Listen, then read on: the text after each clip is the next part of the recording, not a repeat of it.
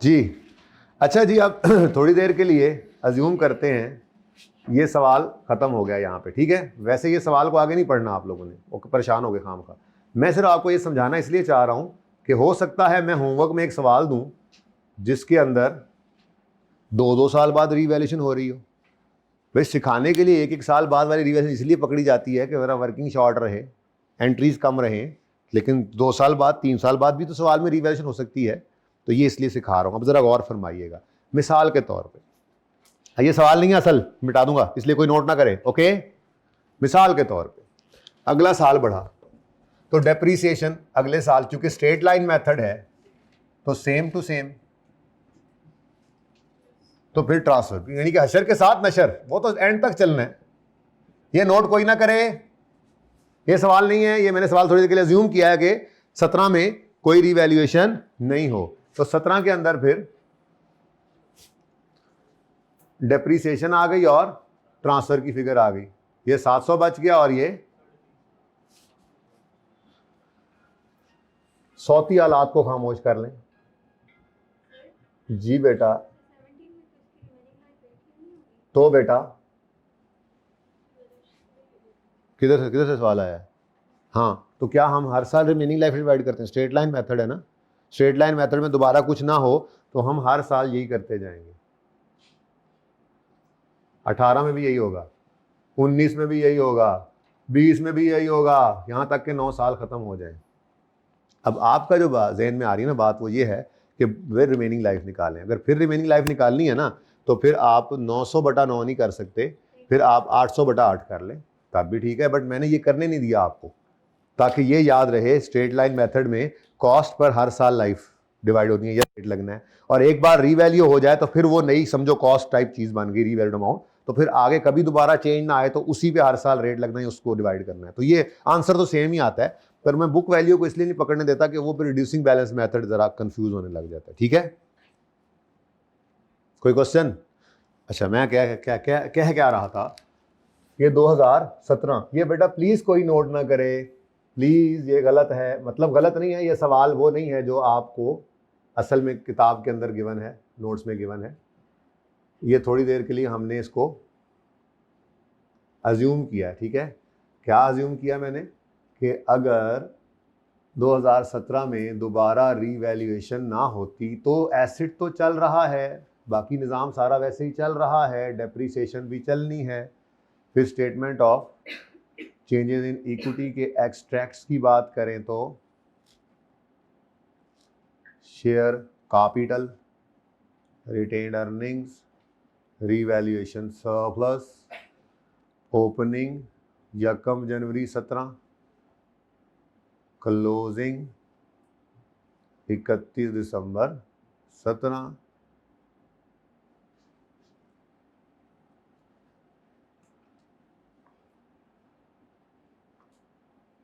और उसके बाद स्टेटमेंट ऑफ, बनानी तो है ही ना, मैंने कहा चलो सारा एक्सट्रैक्ट्स बना देते हैं ना, बनाना तो वैसे ही है एक्सट्रैक्ट्स।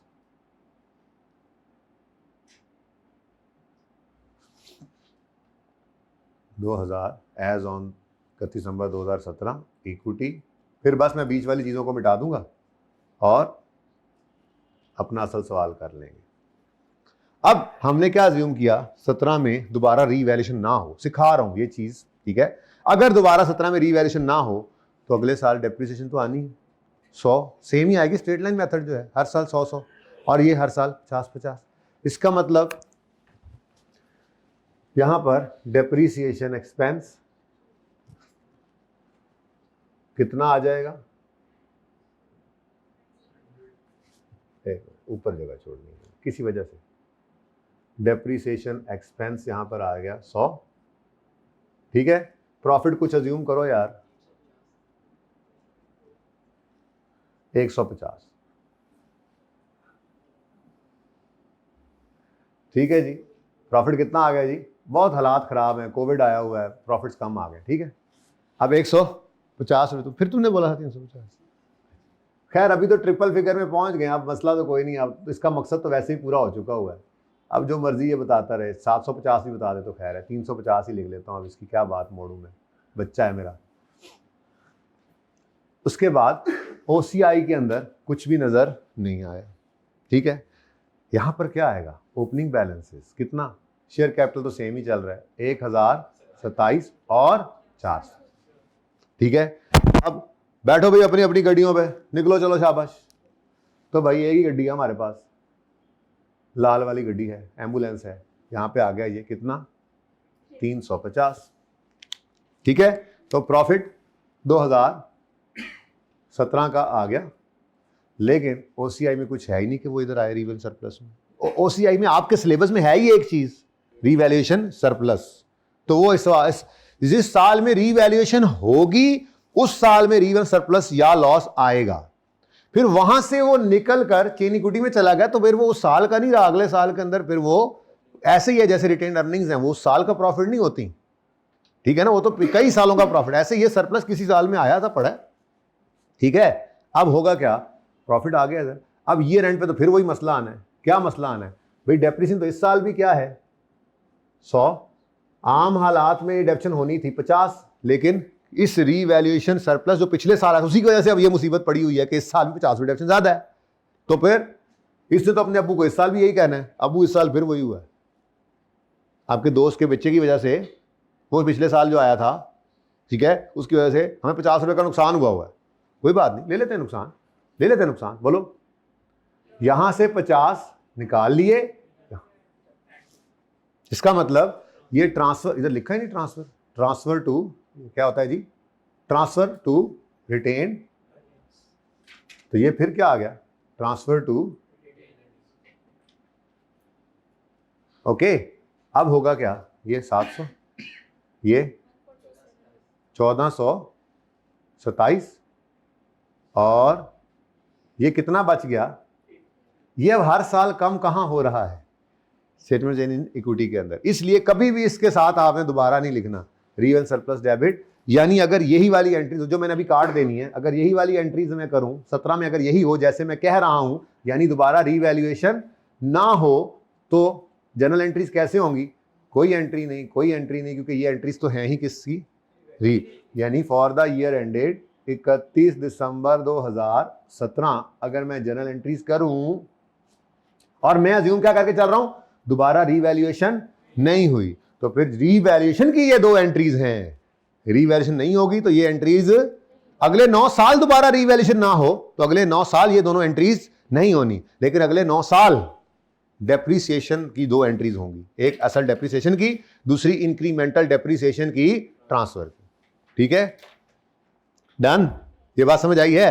तो इसका मतलब अगले साल भी एंट्री होनी है 31/17 पे, डेप्रिसिएशन एक्सपेंस डेबिट 100 से, ये मैंने मिटाना इसलिए गंदा गंदा कर रहा हूं। उसके बाद रीवैल्यूएशन सरप्लस डेबिट, तो इधर कोई नहीं आपने OCI लिखना कभी भी, क्योंकि OCI देखो OCI में है, ये है OCI में नहीं, ये तो विद इन इक्विटी मूवमेंट चल रही है। यानी ये यूं समझ लो, जो मैंने आखिर में लॉजिक दी थी कि हर साल एसेट यूज होता जाएगा। देखो ना, 450 का गेन अनरियलाइज हमने कहा था, पढ़ा है यकम यानी 16 पे। अब जैसे जैसे एसेट यूज हो रहा है, ये गेन बेचकर कमाना था, बेच के ना कमाएं, इस्तेमाल से फायदा उठा सकते हैं ना, तो हम हर साल इस एसेट को इस्तेमाल करते जा रहे हैं, तो ये अनरियलाइज गेन रियलाइज होकर रिटेन अर्निंग में जाता जा रहा है, क्योंकि एक साल के बराबर तो एसेट ने चल के फायदा दे लिया ना, प्रॉफिट्स के अंदर कंट्रीब्यूट कर लिया ना, रिटेन अर्निंग उसके प्रॉफिट्स आए पड़े हैं, तो एक साल के बराबर फिर हम सरप्लस को भी क्या कर रहे हैं, रिटेन अर्निंग्स में रियलाइज करके। तो ये अल्टीमेटली कुछ ना हो अगले 9 साल, तो अगले 9 साल में एसेट भी खत्म और उसका सरप्लस भी खत्म, यानी वो भी सारा फायदा दे गया, अपनी जिंदगी के अंदर रियलाइज हो गया। ठीक है, कुछ समझ आ रही है? अच्छा, कंफ्यूजन हो तो पूछ लेना है, लेकिन पूछेंगे वही बच्चे जो रेगुलर आ रहे हैं। अच्छा, आज किस चीज़ का पहला दिन था वैसे, दोबारा बताएं, और हाथ खड़े रखिएगा, ठीक है? पहला, बिल्कुल पहला लेक्चर है, नहीं कल वाला लेक्चर नहीं लिया हुआ और आज पहला दिन है, वो हाथ खड़ा करे, कल वाला लेक्चर नहीं लिया हुआ। समझ आ रही है? आज समझ आ रही है? शुक्र करो थोड़ी बहुत समझ आ रही है, वैसे आपने हर हिला दी है, डर से हिला दी, मुझे लगता है, मुझे नहीं लगता कि सही समझ आ रही होगी।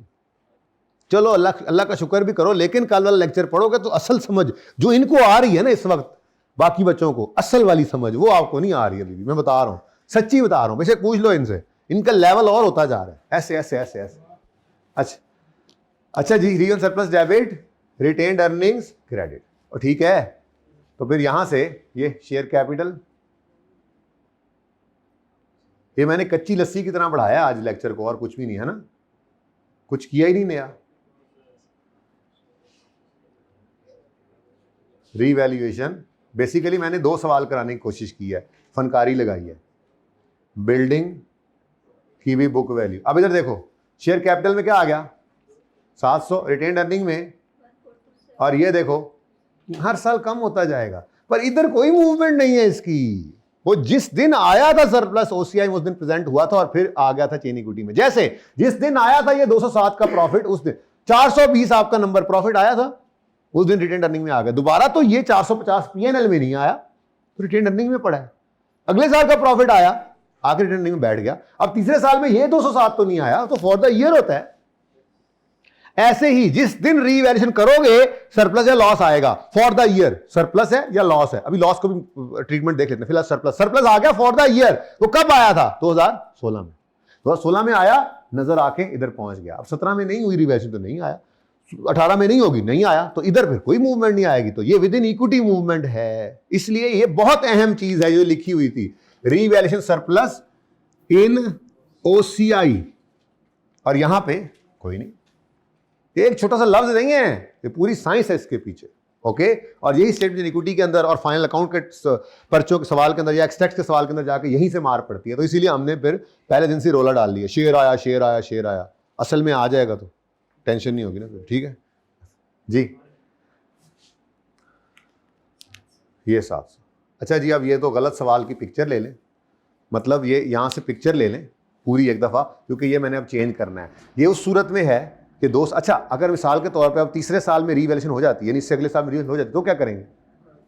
ये बुक वैल्यू है, यहां से सरप्लस लॉस निकलेगा, वो देख लेते हैं। बहरहाल फिलहाल तो मैंने ये बताया, अगर रीवैल्यूएशन दोबारा ना होती तो आपको रीवैल्यू सरप्लस के अंदर, ये ओसीआई के अंदर कुछ भी नजर नहीं आना। ओके, लेकिन ऐसा है नहीं, हमारे सवाल में दरअसल रीवैल्यूएशन 17 में भी हो रही है। तो जल्दी से इसकी पिक्चर बना लें ताकि मैं इसको मिटा के असली वाला सवाल करूं।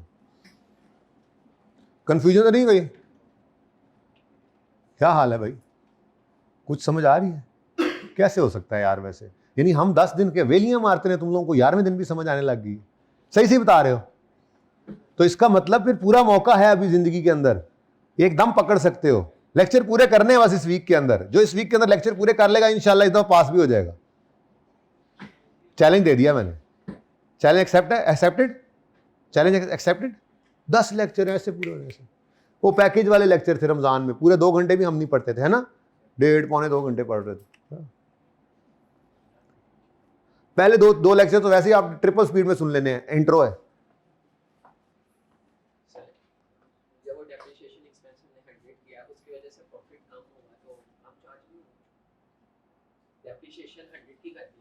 हाँ जिसकी वजह से जो सा प्रॉफिट आया वो कम आया। हाँ तो इसके ऊपर जो सा वो टैक्स लगेगा वो कम नहीं लगेगा? टैक्स की बात तो अभी है ही नहीं, IAS 12 के अंदर जाके कॉर्पोरेट रिपोर्टिंग में पढ़ेंगे, वहां पर ना फिर हम इस वर्किंग के आगे इत्तलान बता दूं 2 कॉलम और ऐड करेंगे, ये 3 नहीं वो 5 कॉलम वाली वर्किंग हो जाएगी। तो जब कॉर्पोरेट रिपोर्टिंग में आप जाएंगे तो पहले आपको ये रीवैल्यूएशन रिवाइज करवाई जाती है IAS 16 वाली, ठीक है, क्योंकि IAS 38 में भी यही करनी होती है, वो आगे चला गया। फिर उसके बाद IAS 12 में उसको टैक्स के साथ मिक्स करते हैं, तो करेंगे मिक्स इंशाल्लाह। फिलहाल तो इग्नोर टैक्स, सवालों में आएगा इग्नोर टैक्स, अगर बल्कि लिखेगा भी नहीं, कुछ नहीं, टैक्स रेट ही नहीं गिवन होगा। ओके तो वो एक अलग साइंस है भाई, टाइम विल टेल। चलो भाई असली सवाल करिए।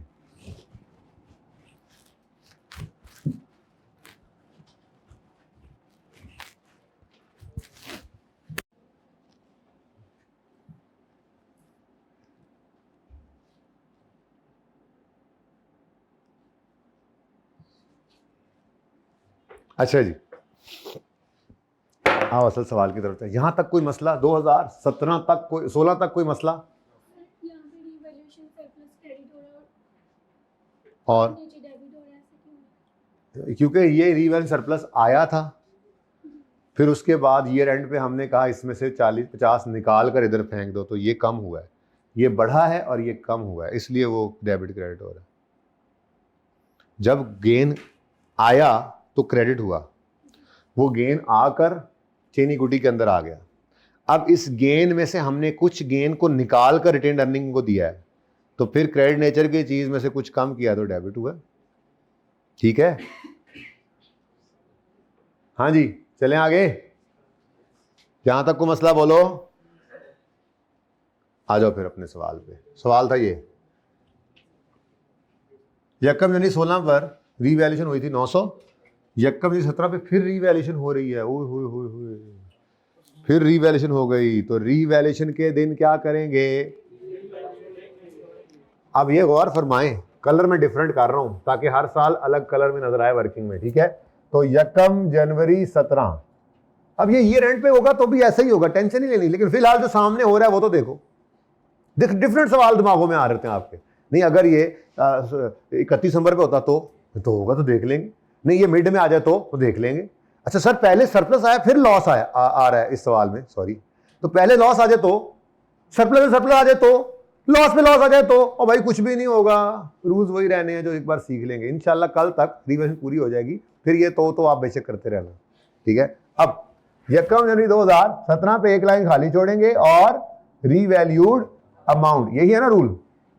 रीवैल्यूएशन के दिन वर्किंग में क्या करते हैं?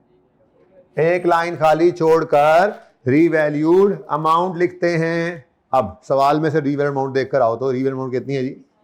360। धक धक धक धक दिल धक धक कर रहा है, लग रहा है कोई गड़बड़ हो गई है, लॉस आ रहा है ना।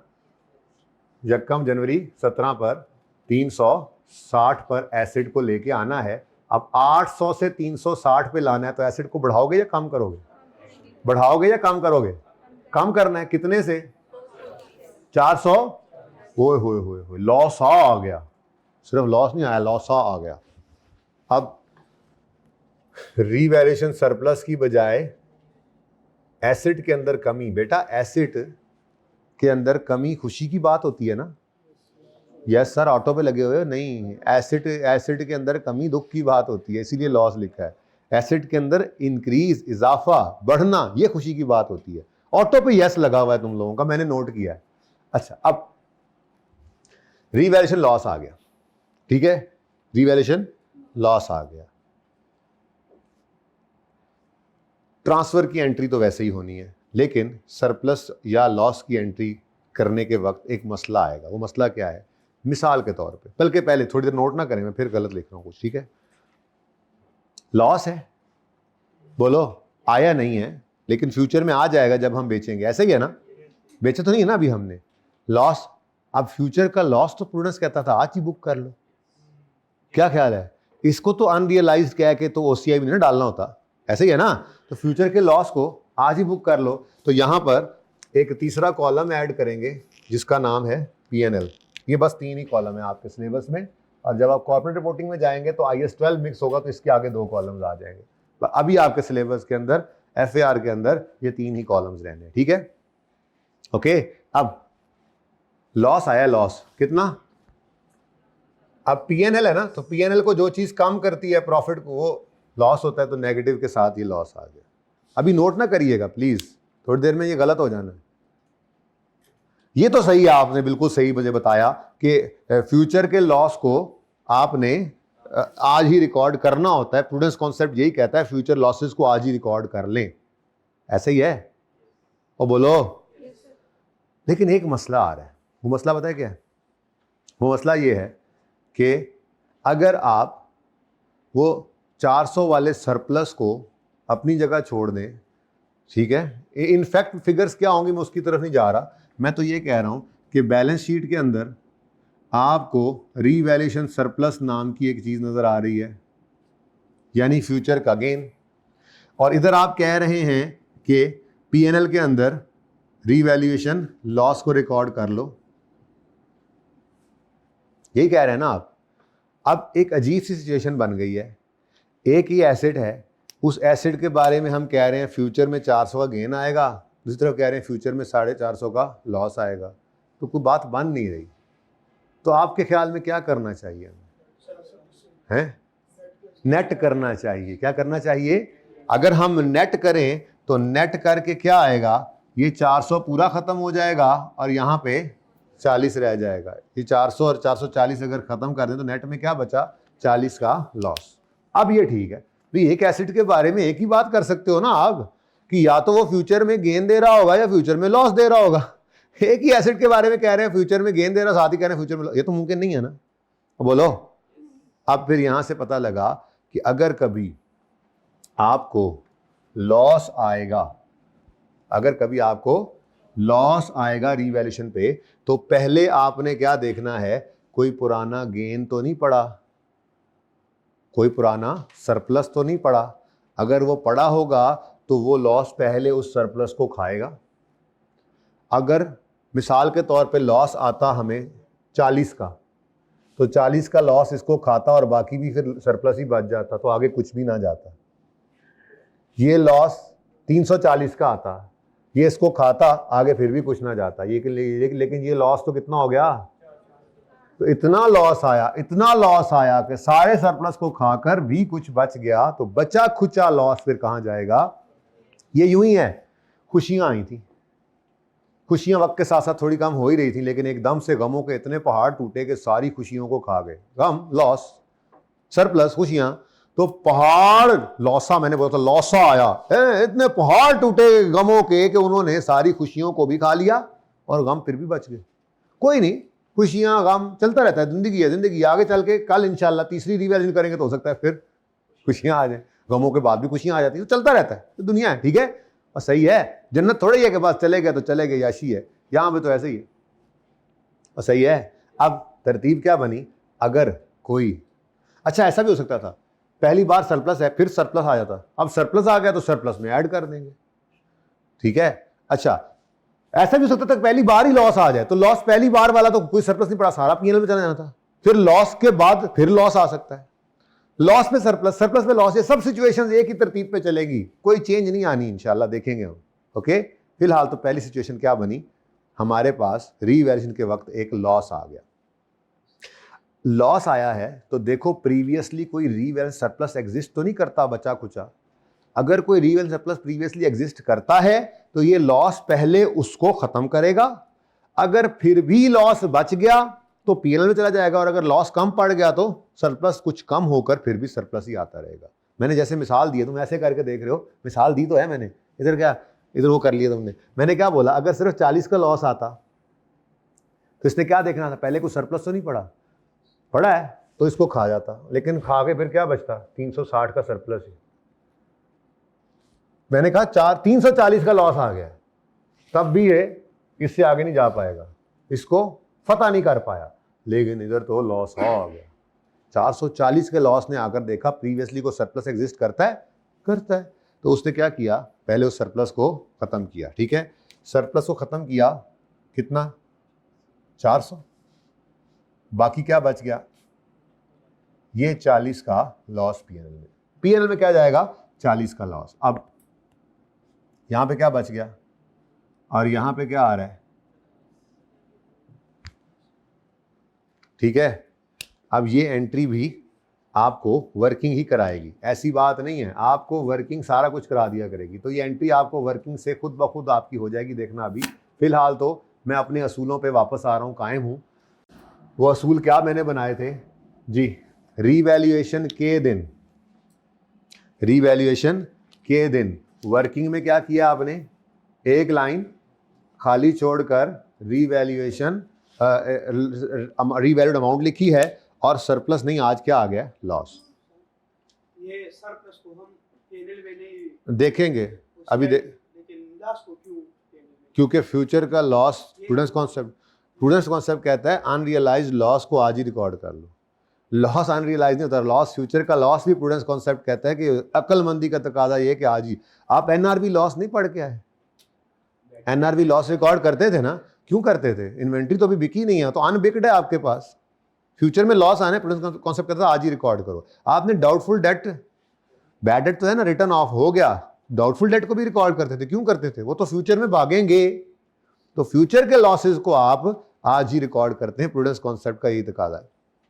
फ्यूचर के गेन को रिकॉर्ड नहीं करना, प्रूडेंस है, गेन जब हो जाए रियलाइज तब रिकॉर्ड करो। यानी वो असल में ये कहता है एसेट को ओवरस्टेट ना करो, लायबिलिटी को अंडरस्टेट ना करो, ये प्रूडेंस कॉन्सेप्ट है, ठीक है। तो फ्यूचर की इनकम को रिकॉर्ड कर लो, एक्सपेंस को रिकॉर्ड कर लो, अक्लमंदी का तकादा ये है, लेकिन इनकम को फ्यूचर की रिकॉर्ड नहीं करते होते, ठीक है। अच्छा जी वापस आए, मैं कह रहा था एंट्रीज, यकम जनवरी 2017 पे रीवैल्यूएशन हो रही है, तो रीवैल्यूएशन के दिन वर्किंग में क्या करोगे, एक लाइन खाली छोड़कर रीवैल्यूड अमाउंट लिखोगे, सरप्लस या लॉस बैलेंसिंग। तो इस दफा क्या आ गया, लॉस। वर्किंग का मसला हल। अब एंट्रीज के अंदर क्या करना है, दो एंट्रीज हैं रीवैल्यूएशन की, दो एंट्रीज हैं, पहली एक्यूमुलेशन की, ट्रांसफर की, दूसरी सरप्लस या लॉस की रिकॉर्डिंग की। अब आसान तरीका क्या है, वो लेजर तो मैं भूल ही गया जो बना रहा था, चलो दफा करो, देखते हैं, फिर देख लेते हैं। आसान तरीका क्या है, लेजर बन रहा उसको देख लो। उससे थोड़ा सा टफ तरीका क्या है, जनरल एंट्रीज को देखो। कैसे, क्रेडिट हुआ था, डेबिट हो गया, खत्म हो गया, फिर क्रेडिट हुआ है, अभी तक यही पड़ा है। इसका मतलब एंट्रीज क्या बता रही हैं, अक्यूमुलेटेड डेब्ट अकाउंट के अंदर कितना बैलेंस पड़ा हुआ है, 100 रुपए का। ठीक है, लेकिन मैं कह रहा हूं एंट्रीज को भी छोड़ो, डायरेक्ट 17 की एंट्रीज आपसे मांग सकता है पर्चे में। वर्किंग तो लाजमी है, आप 15 से करके लाएंगे, लेकिन क्या एंट्रीज भी सारी करके फिर 17 में एंट्रीज करेंगे, ये तो मुनासिब नहीं है। तो फिर इसका हल क्या है, वर्किंग से देखें। वर्किंग में कैसे देखेंगे, रीवैल्यूएशन के दिन आके खड़े हो जाएंगे। ये रीवैल्यूएशन के दिन यानी यकम 17 पे खड़े होकर हमने देखना है ये एसेट अपनी ज़िंदगी में इससे पहले कभी रीवैल्यू हुआ है, तो जवाब आएगा यस। अगर ये इस दिन रीवैल्यू हुआ था तो रीवैल्यूएशन में तो हम एक्यूमुलेशन को क्या कर देते होते हैं, एलिमिनेट करके नील। इसका मतलब इस एसेट से रिलेटेड एक्यूमुलेशन जो है वो इस लास्ट रीवैल्यूएशन के दिन से लेके इस दिन तक की होगी। इससे पहले वाली तो क्या हो चुकी है, एलिमिनेट। तो फिर कितनी पड़ी हुई है, 100। ये डायरेक्ट भी मिल सकता है, ठीक है, लेकिन ये सबसे मुश्किल तरीका है वर्किंग से देखना।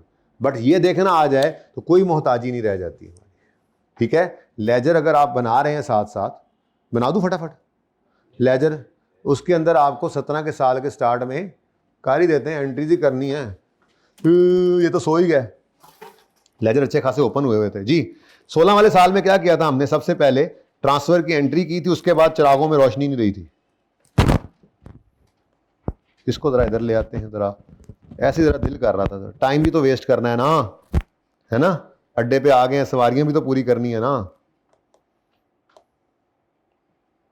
ऐसी बातें सोचते होंगे आप।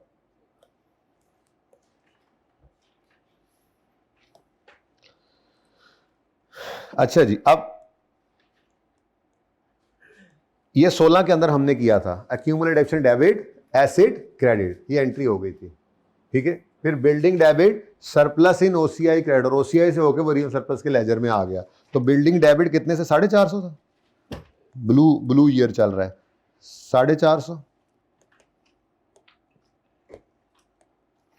तो building debit revaluation surplus in OCI credit हुआ था, और वहां से फिर ये रीवैल्यू सरप्लस के लेजर में आ गया, ठीक है जी। अब यहां क्या लिखेंगे हम, यकम जनवरी 16 पर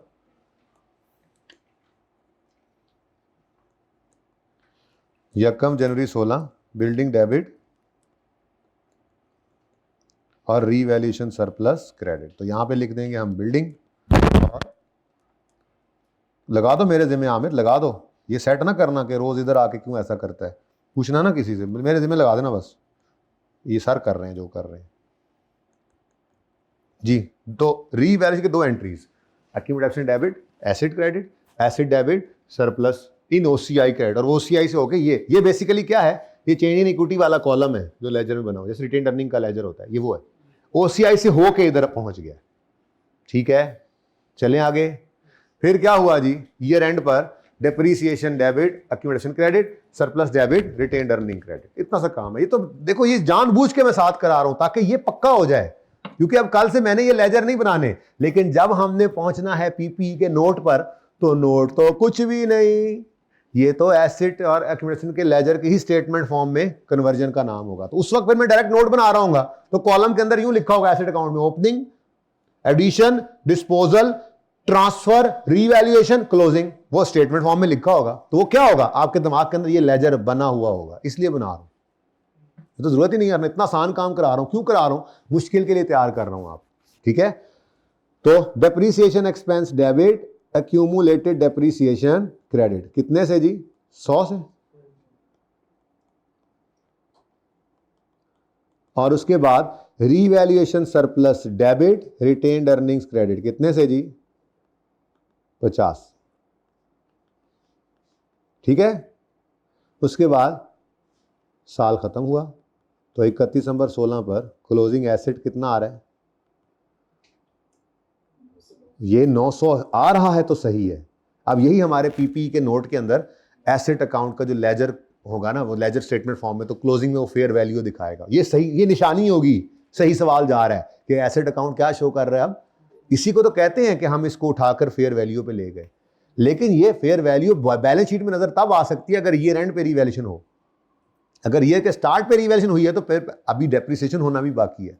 तो डेप्रिसिएशन हुई, एंट्री पड़ी 31 दिसंबर 2016 पर, कैरी डाउन बैलेंस आ गया कितना जी? ठीक है। अब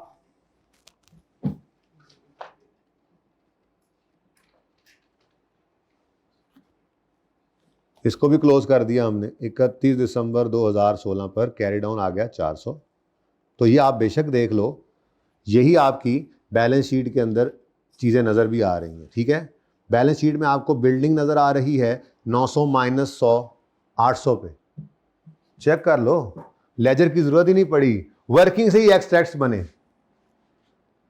कॉस्ट 900 लेस अक्यूमुलेटेड कॉस्ट, नहीं रीवैल्यूड अमाउंट कह लो, रीवैल्यूड मैंने लिखा था पहले दिन सब्सिक्वेंट मेजरमेंट रीवैल्यूएशन मॉडल में, रीवैल्यूड अमाउंट लेटेस्ट वाली less accumulated depreciation is equal to book value. 800 ही है, 800 नजर आ रही। वर्किंग से डायरेक्टली उठा लिया था, इतना आसान काम है वर्किंग से एक्सट्रैक्ट्स बनाना। ठीक है। और रिटेन्ड अर्निंग्स, ये रिवैल्यूएशन सरप्लस जो है, ये कितना नजर आ रहा है? 400। देख लो लेजर का क्लोजिंग बैलेंस 400।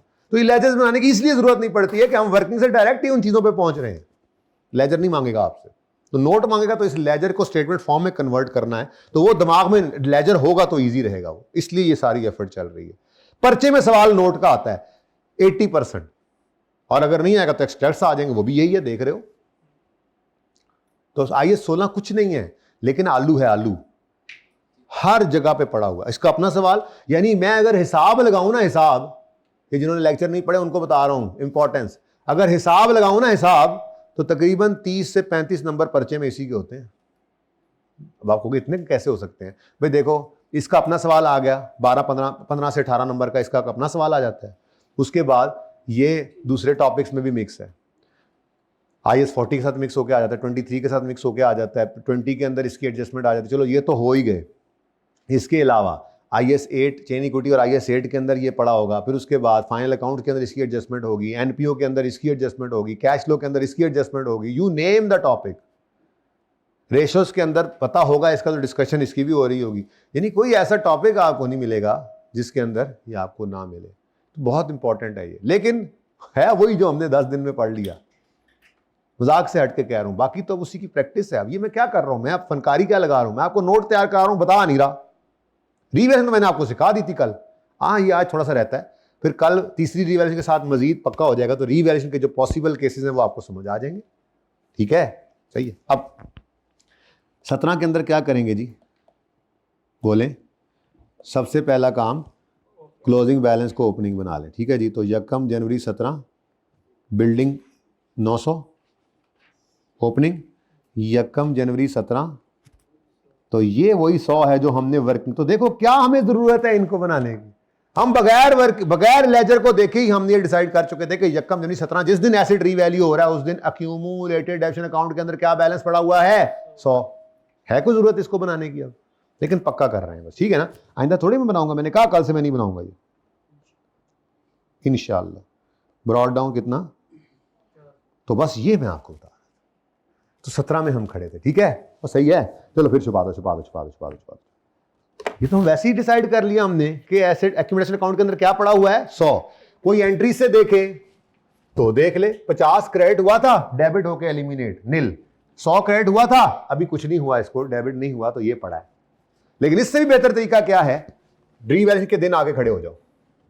ये रीवैल्यूएशन का दिन है ना, 31 दिसंबर 16 या 1 जनवरी 17, इस दिन खड़े होकर हमने पूछा एसेट, क्या तुम 1 जनवरी 17 या उससे पहले कभी रीवैल्यू हुए हो? उसने कहा यस। यकम यानी 16 को हुआ, तो हमने कहा इसका मतलब इस दिन तक की डेप्शन तो एलिमिनेट होकर क्या होगी नील। तो फिर अक्यूमुलेटेड डेप्शन अकाउंट के अंदर इन दो डेट्स के दरमियान वाली डेप्शन इकट्ठी हुई पड़ी होगी, और वो कितनी है? सिर्फ 100। तो फिर पहली एंट्री क्या पड़ी? ट्रांसफर की। वर्किंग से देख कर ही कर सकते हैं अब हम, समझ आ रही है ना? क्या एंट्री पढ़ो, बोलो क्या एंट्री पड़ेगी?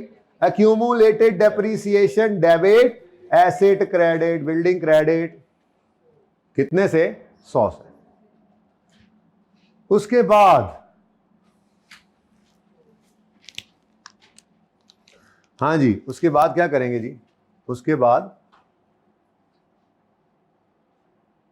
रीवैल्यूएशन सरप्लस या लॉस की एंट्री करनी है, ठीक है? अब सरप्लस नहीं है, लॉस है। मेरा दिल ये कह रहा है कि आप लोग इस एंट्री को खुद ट्राई कर सकते हैं। ऐसे ही जरा दिमाग में ही सोच लें, अगर आप डर रहे हैं सफ़ा गंदा करने से, तो दिमाग में तो कम से कम सोचें इस एंट्री को। फिर मैं अभी करता हूं एंट्री, देखें, हो सकता है आपकी एंट्री सही ही हो जाए। आपकी, मैंने कहा था वर्किंग आपको एंट्री करा देगी। थोड़ी हिम्मत करें, शाबाश, सब हिम्मत करें, डरना मना है।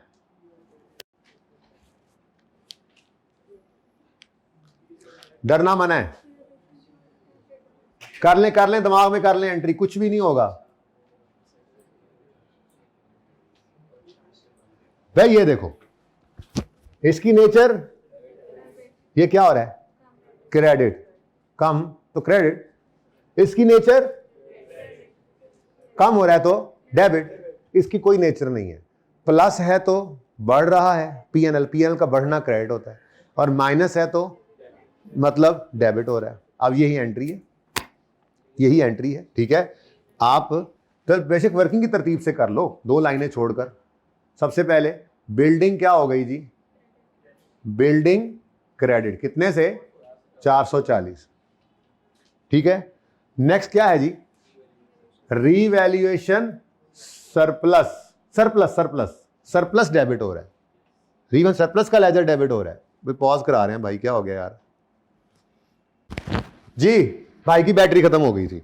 अच्छा जी, बड़े गलत मौके पे खत्म हुई है वैसे बाय द वे जी। बिल्डिंग क्रेडिट 440, रीवैल्यूएशन सरप्लस का लेजर डेबिट हो रहा है, तो रीवैल्यूएशन सरप्लस डेबिट। लेकिन वेरी गुड, ओसीआई में, क्योंकि मैंने आपको बोला था जिस दिन रीवैल्यूएशन होनी है उस दिन रीवैल्यूएशन सरप्लस का चेंज ओसीआई में प्रेजेंट करना लाजमी है। अब वो चेंज पॉजिटिव भी हो सकता है, वो चेंज असल में तो ये देखना है कि कितना ओसीआई को हिट करना है, हम कितना रीवन सरप्लस को हिट करना है, तो वो ओसीआई से ही हिट कराना होगा हमने, ठीक है? अब देखो साइंस देखो, रीवन सरप्लस डेबिट ओसीआई में कितने से?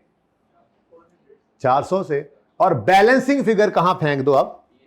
तो पीएनएल के अंदर मैं ये लिख देता हूं आपके लिए, रीवैल्यूएशन लॉस आपके लिए लिखा है मैंने, पीएनएल। ये बैलेंसिंग फिगर, यहां पे बैलेंसिंग भी लिख सकते हैं लेकिन जगह कम है अब। तो ये जनाब आपकी जर्नल एंट्री हो गई रीवैल्यूएशन। सरप्लस भी आ सकता था, लॉस भी। अब की बार लॉस आ गया तो लॉस की एंट्री कर दी। हाँ जी, इस एंट्री को देखें तसल्ली से, फिर मैं इसकी पोस्टिंग करूं। तो वर्किंग आपको एंट्री करा रही है, ऐसे ही है ना? बिल्डिंग क्रेडिट 440, रीवन सरप्लस इन ओसीआई। अच्छा, ये इन ओसीआई जो है ना, ये याद रखना, ये कब होगा? जब कभी रीवैल्यूएशन होगी। रीवैल्यूएशन किस दिन हुई है? यकम जनवरी 16 पे हुई है। तो अगर इस कॉलम को हिट पड़ी है तो वो ओसीआई में पड़ेगी। नहीं पड़ती, मसलन पहले ही दिन लॉस आ जाता, पहली बार क्या आता? लॉस, तो सीधा कहां चला जाता वो? पीएनएल में। कोई सरप्लस हिट ही ना होता, तो फिर ओसीआई में कुछ भी नहीं आना था। ये बात समझ आई है? डिफरेंट सिचुएशंस आएंगे हमारे सामने आगे चलकर, लेकिन रीवैल्यूएशन भी हो और जमाई ना ले यार उस्ताद, ये भी जमाई लेने का टाइम है यार। इतनी अहम बात कर रहा हूं, ये सबसे अहम बात है आज 11 लेक्चर्स के अंदर, 11वें लेक्चर के आखिरी टाइम में, ये 11 लेक्चर में सबसे अहम बात कर रहा हूं। जाग जाओ, रीवैल्यूएशन भी हो और उस रीवैल्यूएशन के होने पर ये सरप्लस के कॉलम को हिट भी हो, तो ये दोनों चीजें जब कॉमन हो जाएंगी तो ओसीआई में प्रेजेंटेशन आनी है, चाहे वो प्लस है चाहे वो माइनस है। ये बात याद रहेगी। इस पर स्टार लगाओ, स्टार लगाकर ये जुमला उर्दू में लिख लो ताकि जिंदगी भर काम आता रहे। 2 से 3 टॉपिक में ये काम आना है आगे। वहां पे जाके इसलिए नहीं सिखा रहा कि वहां पे नए सिरे से मुसीबत में पड़ जाना था मैंने, अभी टॉपिक चल रहा है तो ये सिखा दूंगा, वहां पे जाके सिर्फ रिवीजन होगी। ठीक है, तो क्या लिखोगे, क्या लिखोगे, वैसे मैंने क्या बोला था, रीवैल्यूएशन भी हो रही है, यानी रीवैल्यूएशन का भी दिन हो, यूं लिखो, रीवैल्यूएशन का भी दिन हो, और आरएस लिखना, पूरा रीवैल्यूएशन सरप्लस लिखना, मैं बोलूंगा पूरा, आपने आरएस लिखना है। ओके, लिख लो, कुछ नहीं होता, पहला दिन है तो क्या हो गया, पेन नहीं है, दो यार इसको पेन, कॉपी भी नहीं होगी, हाँ दो, अभी मुझे ख्याल आया। चलो खैर, अब शर्म करो थोड़ी सी, आज का दिन भी जाया कर दिया जी। क्या बोला था मैं, रीवैल्यूएशन का दिन भी हो, दिन दिन रीवैल्यूएशन का दिन भी हो, और रीवैल्यूएशन सरप्लस के कॉलम को हिट भी पड़े। जब ये दोनों चीजें कॉमन होंगी तो वो मूवमेंट, पहले मैं जुमला बना रहा हूं फिर लिखवाना भी है वहां, मेरे मुझसे बन रहा ना, अपना जुमला बना लो। जुमला क्या है सुनो, ये पिछली बार वालों को ऐसे नहीं लिखवाया था, इसलिए डिफरेंट हो जाता है हर दफा।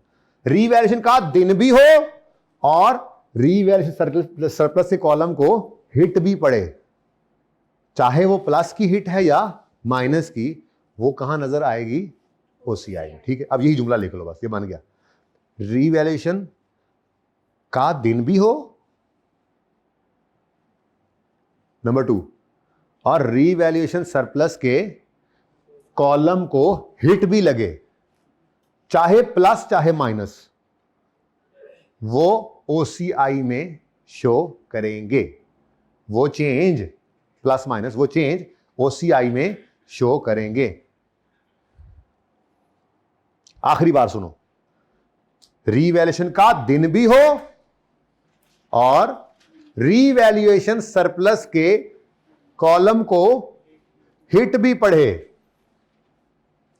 चाहे प्लस चाहे माइनस, वो चेंज, वो हिट, वो चेंज कहां शो करनी है, ओसीआई में। अब देखो, रीवैल्यूएशन का दिन भी है और सरप्लस का कॉलम हिट भी ले रहा है, तो ओसीआई में शो भी किया है, और है कौन सी मूवमेंट, प्लस वाली, तो प्लस वाली शो कर दी।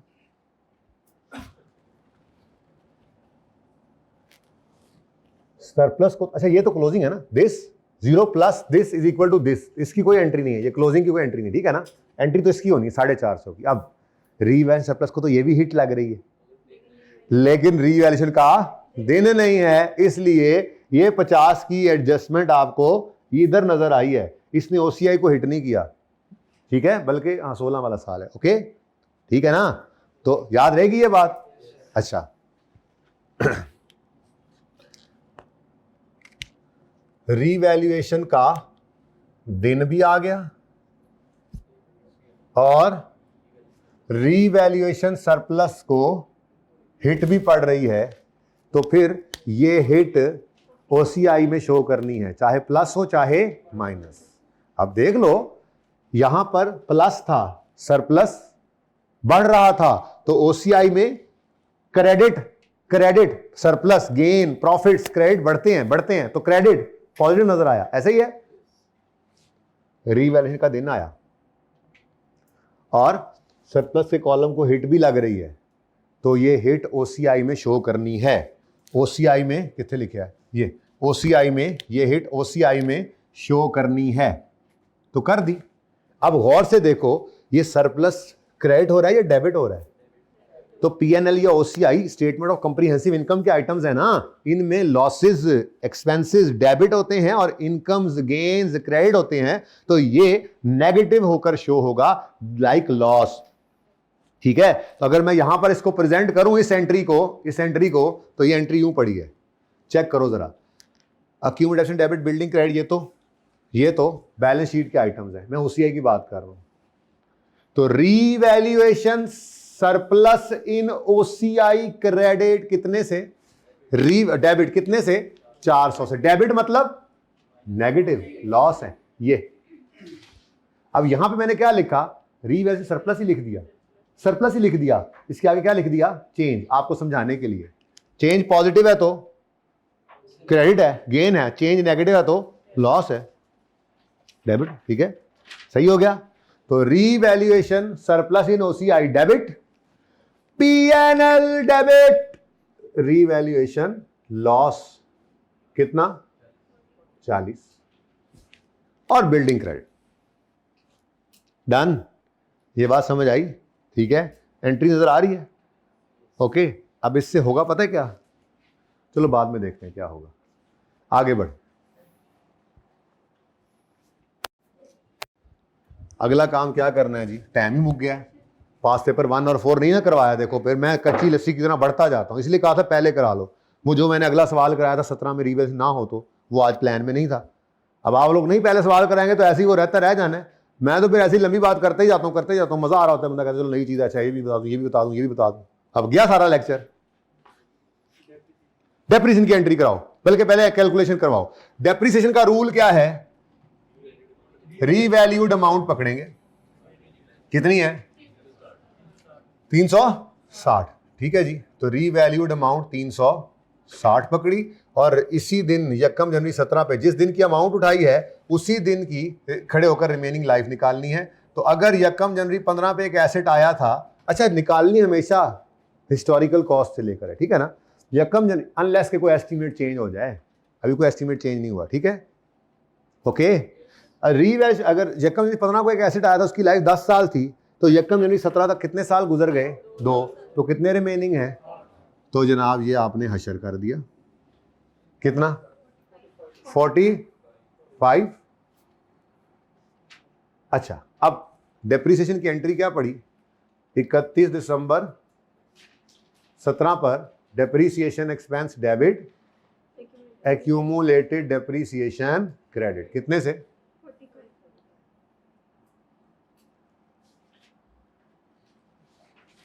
45।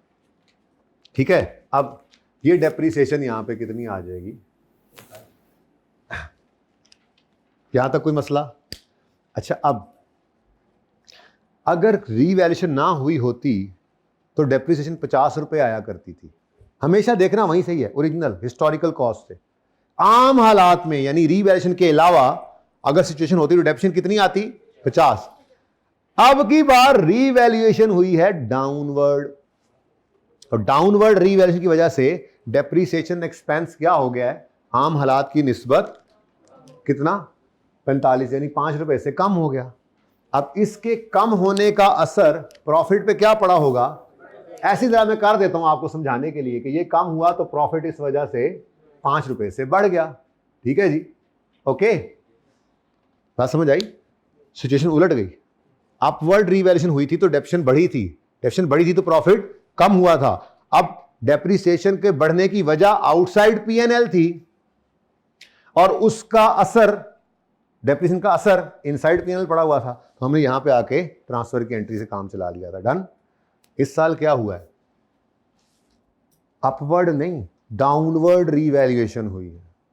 डाउनवर्ड रीवैल्यूएशन की वजह से डेप्रिसिएशन एक्सपेंस आम हालात की निस्बत कम हो गया, ये कम हुआ तो प्रॉफिट बढ़ा। अब समझिएगा जरा, 40 रुपए का ही असर है ये असर दरअसल किसका है, 40 रुपए का ही है, अभी देखना वहीं से निकलेगा। अब डेप्रिसिएशन कम हुई जिस वजह से प्रॉफिट पे असर पड़ा, जिस वजह से कम हुई वो वजह भी यहीं पड़ी है, यानी वजह भी इनसाइड पीएनएल है और उसकी वजह से होने वाला डेप्रिसिएशन का इंपैक्ट भी, तो आउटसाइड पीएनएल तो है ही कुछ नहीं, इसलिए कोई ट्रांसफर की एंट्री, अगर कोई जबरदस्ती एंट्री करना भी चाहे ना, ये दोनों असर किस पे पड़े हुए हैं, इस 355 पे है ना, अब बोलो डेप्रिसिएशन 5 रुपए से कम हुई जिस वजह से प्रॉफिट 5 से बढ़ा, ठीक है, ये वजह जिस वजह से डेप्रिसिएशन कम हुई है वजह कहां पड़ी है, इसी के अंदर ही पड़ी हुई है। तो ये क्या आके कहेगा, अबू हमारी अपनी वजह से 5 रुपए हमसे कम हो गए, तो अबू कहेंगे ठीक है बेटा ये मुझसे ले लो 5, यहां से लेकर यहां पे फेंक दो, 5 रुपए रिटेन्ड अर्निंग में से निकाल लो और रिटेन्ड अर्निंग में डाल दो। क्यों, क्योंकि इस 5 रुपए की डेप्रिसिएशन के कम होने की वजह से प्रॉफिट 5 से बढ़ा, ये प्रॉफिट कहां आ गया, रिटेन्ड अर्निंग में, तो रिटेन्ड अर्निंग में प्रॉफिट को 5 से क्या कर दो कम, और बढ़ाओ किसको भाई, जो वजह है, वजह कहां पड़ी है, अब वो आउटसाइड पीएनएल नहीं है। बहरहाल लॉजिक है, किसी किताब में आपको ये लॉजिक नजर नहीं आएगी, लेकिन और ना ही ये एंट्री कभी लिखी हुई नजर आएगी। मैं वैसे ही आपको ये जबरदस्ती भी अगर एंट्री कराऊं ना, कभी भी ये एंट्री आप बल्कि नहीं करवाते ही नहीं। अगर कोई एंट्री होती तो उसकी एंट्री क्या होती, retained earnings debit, retained earnings credit. तो ये क्या एंट्री है, ठीक है। लेकिन सादा बात क्या है, इधर देखो, डेप्रिसिएशन 50 रुपए से बढ़ गई थी आम हालात की निस्बत अपवर्ड डिवीजन की वजह से। तो हमने कहा था डेप्रिसिएशन ज्यादा आई है,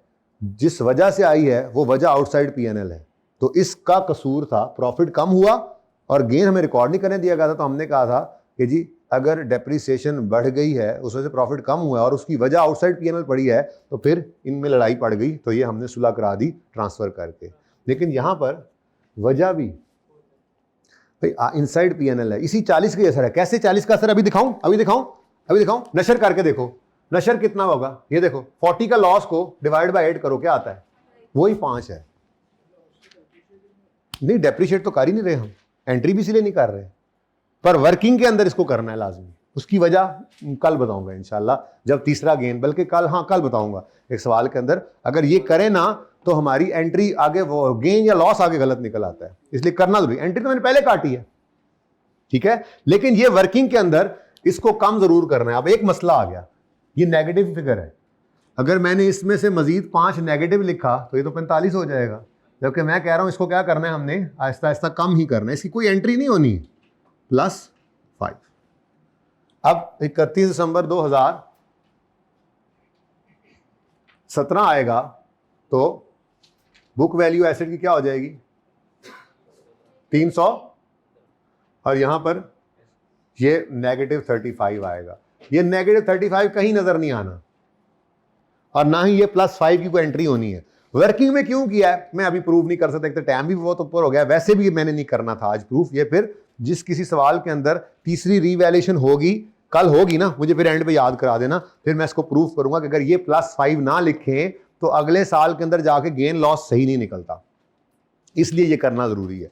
वरना ना तो इस +5 की को हमने एंट्री की है, इसकी कोई जर्नल एंट्री नहीं है, और ये 35 नेगेटिव भी कहीं आपको पीएनएल या बैलेंस शीट में नजर, कहीं फाइनेंशियल स्टेटमेंट में नजर नहीं आएगा। ये जस्ट वर्किंग के अंदर रहे, लाजमी है लेकिन यहां लिखने। ओके, सही है। डेट दसो जी, 31 दिसंबर 2017 पर क्या आ गया हमारे पास, ये बुक वैल्यू आ गई, ठीक है। कोई बात नहीं, जाते जाते कोई बात नहीं भी समझ आती होती, खैर है। वैसे समझ आ गई ये बात, क्या समझ नहीं आया,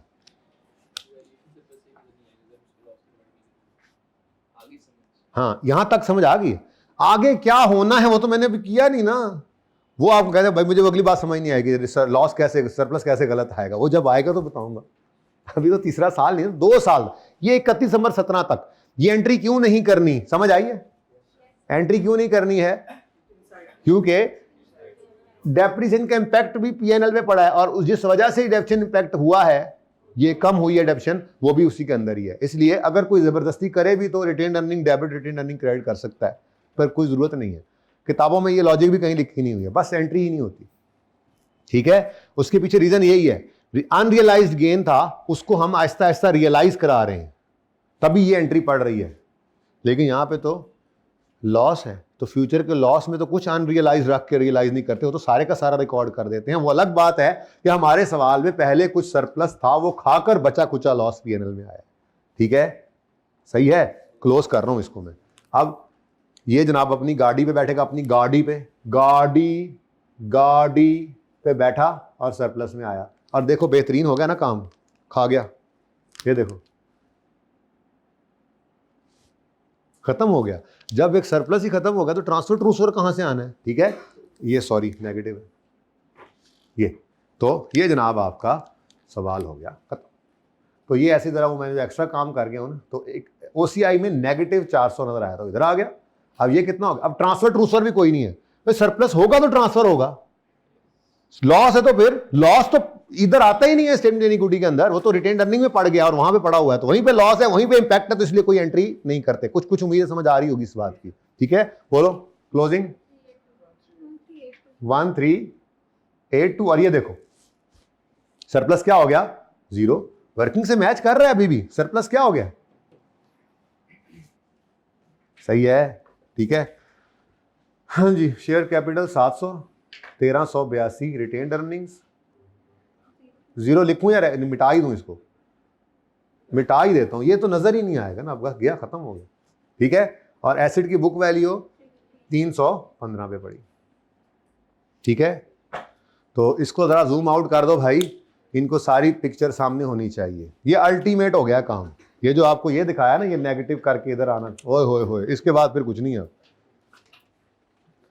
अब सोल्यूशन अब कॉपी तो करवाई नहीं, वो तो व्हाट्सएप पे चल गया होना, लेकिन ख्याल ही नहीं रहा, फरते जज्बात में क्लास में फिर मैं खो जाता हूँ ना। असल मसला ये हुआ, व्हाट्सएप पे चल गया होगा वो, मैं फिर आपको ना ग्रुप्स में तो है ना आप लोग, मैं वहीं ग्रुप में ही भिजवा देता हूँ वो 2 सोल्यूशन है। वैसे ज़रूरत कोई नहीं है, आपका जो लेवल इस वक्त बना हुआ है ना, कल वाले होमवर्क के 2 सवालों को आप देखें भी ना तो मसला कोई नहीं है, लेकिन स्टिल मैं उसको व्हाट्सएप कर दूंगा, ओके, ठीक है। सोल्यूशन अभी आपने क्या करना है, 55, 56, 57, ये 3 सवाल होमवर्क में करके आने हैं। 55, 56, 57, और ये जो 56 है ना, इसमें ध्यान से देखना, यकम जनवरी 10 को एसेट आया और फिर 2 साल बाद रीवैल्यू हुआ है, फिर 2 साल बाद दूसरी रीवैल्यूएशन हुई है। ध्यान से करना सवाल, मैंने इसी की तैयारी कराई थी कि अगर अगले साल रीवैल्यूएशन ना हो तो सेम टू सेम चलता है, वरना कल इस पे टाइम लगना था, तो आज जरा टाइम लग गया। कल फिर 1 और 4 करेंगे, पास पेपर 1 और 4 करेंगे। लेजर्स देखें, जर्नल एंट्रीज लाजमी करनी है, एक्सट्रैक्ट्स लाजमी बनाने हैं आपने। तो लेजर आपको मैं माफ किए देता हूं, वैसे तो लेजर मैंने ये वाले भी पूरे करने हैं, फटाफट करा दो। तो पहले जनाब क्या करोगे, अक्यूमुलेटेड डेप्रिसिएशन डेबिट, जल्दी से बताओ, एसेट क्रेडिट, फिर यहां पर एसेट लिखो, फिर जनाब लॉस आया है। अब लॉस को लिखना है तो एसेट अकाउंट 440 से इकट्ठा ही क्रेडिट हुआ है, इसका एक डेबिट पड़ा है रीवैल्यूएशन सरप्लस को और दूसरा पीएनएल को, वो मैं बना नहीं रहा, लेजर बना रहा हूं ना, ठीक है। तो ये इस तरह से है, कल फिर इसको मैं बता दूंगा दोबारा। तो यहां पे हमने क्या लिखा जी, रीवैल्यूएशन लॉस ही लिखने, कुछ नहीं होता, रीवैल्यूएशन सरप्लस एंड पीएनएल भी लिख सकते हैं, रीवैल्यूएशन लॉस लिखिए, बस जान छुड़ाएं। ये कल बात करूंगा, इस पर याद कराना आते साथ, ठीक है। यहाँ पे क्या लिखोगे, बिल्डिंग, कि ये हमने रीवैल्यूएशन लॉस क्यों लिख दिया है, दोनों अलग अलग क्यों नहीं लिखे, ये ऑप्शन होता है, ठीक हो गया। उसके बाद 31 दिसंबर 2017 पर कैरी डाउन कितना आ रहा है, 3, तो यही तो है रीवैल्यूड अमाउंट, सही जा रहे हैं। फिर डेप्रिसिएशन 31 दिसंबर 17 पर कितनी आई है, 45, तो 31 दिसंबर 17 पर क्लोजिंग बैलेंस भी क्या आना है, 45, ठीक है। और ये खत्म हो गया भाई, 31 दिसंबर 17 पे इसका बैलेंस ही कोई नहीं आ रहा, जो पड़ा था उसका कला कमा हो गया, ठीक है। अब सिर्फ ये एक चीज कि यहां पर आपने रीवैल्यूएशन लॉस कैसे लिख दिया है 440, ये थोड़ी सी तफसील तलब बात है, लेकिन अगली क्लास का टाइम शुरू हो गया और मैंने अभी ब्रेक भी नहीं की, तो इसलिए अब मैं बस कर रहा हूँ, 10-15 मिनट तो उनकी क्लास लेट हो जाएगी, तो ये इंशाल्लाह इससे आगे। तो लेजर आप बना लेंगे तो आपका ही फायदा है, लेजर आप बना लेंगे ना, अगर इन 2 सवाल दिए इनका, तो आपका ही फायदा होगा। उससे क्या होगा, आपका नोट मतलब गैर महसूस तरीके से तैयार होता जा रहा है, आपको पता ही नहीं लग रहा, ठीक है ना। बना लोगे तो बेहतर है, नहीं बनाओगे तो चलेगा, पर एक्सट्रैक्ट जरूर बनाना। अगले 3 सवाल हैं, कौन कौन से, 54 नहीं 55, 6, 7, फ्रॉड लगाते हो मुझे, 55, 56, 57, 54 तो ये है यार, मैं जो कहता हूँ फ्रॉड लगाते हो तो महसूस ना किया करो बात को। अल्लाह हाफिज।